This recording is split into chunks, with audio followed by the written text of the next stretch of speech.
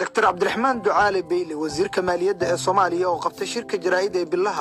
وحاو كدر سي حالة دقالها دلك ميزانية السنة كان يعقبها كتاغان عنشور بحينتا وزيرك أيها وهرين دقنين أدقو جيديي قناعستة عن بحين عنشور تحقق اللوغو لي هاي هذا طبعا عنشور بحيا جيران لباتن عن بحين باجران وكبانية واوينة وأنا أقول أنت هالكا أنجوي أن كان بحين يا ودad bay mushtariya maanta laga bilaabo cashuur baad bixinaysaa dukaan ku furaanaya ma jiro business kala ku furaanaysa ma jirto ya waxaan rabnaa waxa weeye ya inaad cashuurta iska bixiso dadka doodu noo socoto halkay noo maraysa waa ogtihiin idan magacaabi maayo laakiin next time kalkaan imaado wallahi waa idan magacaabaya waxaan idin sheegayaa dadka Soomaaliyeed in cashuurtii diideen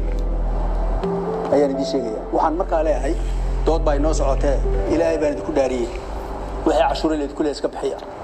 haddii kala sharciga inoo dhaxeeya halka yaalay inkastoo dakhliga dalka uu kordhayo marka loo eego sanadihii la soo dhaafay haddana lacagihii la filayay inay ka soo xaroodaan gudaha dalka oo ah 20 milyan oo dollar ayuu wasiirku sheegay in kaliya bishii ay ka soo xarooto 14 milyan oo dollar bishii kharashkeena waxa ku filan kharashka federal government ilaa 20 milyan ayaa bishii ku filan waxaad iga markhaati tihiin inaad sanadkii la soo dhaafay mushaarkii la wada bixiyey sanadkii hore mushaarkii la bixiyey ya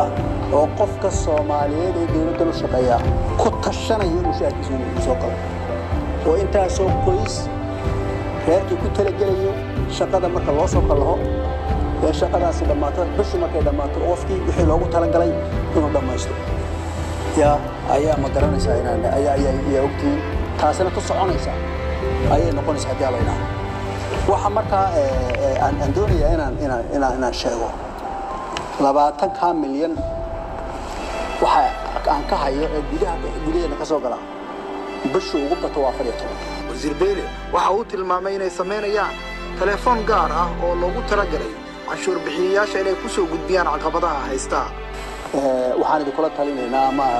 sharciga waxa weeye inaydan cidna cashuur u diidin banka tagtaan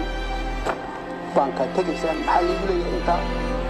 waa isla hadlaysaan inta lagu leeyahay banka tagi waad soo dhigi warqadaada yar baad soo qaadan ninka booliiska ama ninka cashuurta qabta ee wasaaradda ka tirsan waa ka warqadeedii baad oran hadday wax ka yimaadaan telefoon baa samaynaa telefoon cusub baa samaynaa laba number oo soo baxay laga qabto magacaagana aan ogaan adnoo sheegta haddii wax ugu laasi jiro wadahadalka dhinaca finta oo shirkiisa jaraa'id uu ku soo qaaday wareeggiisa saddexaad oo la filayo in la soo gabagabeeyo bisha afraad ee abriil ee sanadkan ayuu sheegay in rajo badan ay ka qabaan waxaase wasiirku uu ku daray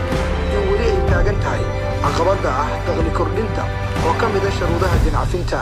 marka waa ku talagalsanahay xagga iyaga waa dhammaynaynaa haddii la yidhaahdo annagoo of course dadka Soomaaliyeed ka sugayna عاومة وين أو أقف عشور لوين ربحيه لأن مرة الواحد كله ين عشور تينو هو صيصة أنت هسا GDP جيني كريد دقالين أنت سويه وحيالها سوق على وضع غير تسيه رميت تنس كسوق على محوا العادة كتم عدام محوا يعني دياسبرا دكتور جو أنت صيتها يا دقالها وضع جيني أنت سويه عشور تتقطنا وين تابع ليه مرة يا يسكو في هذا ولا ليه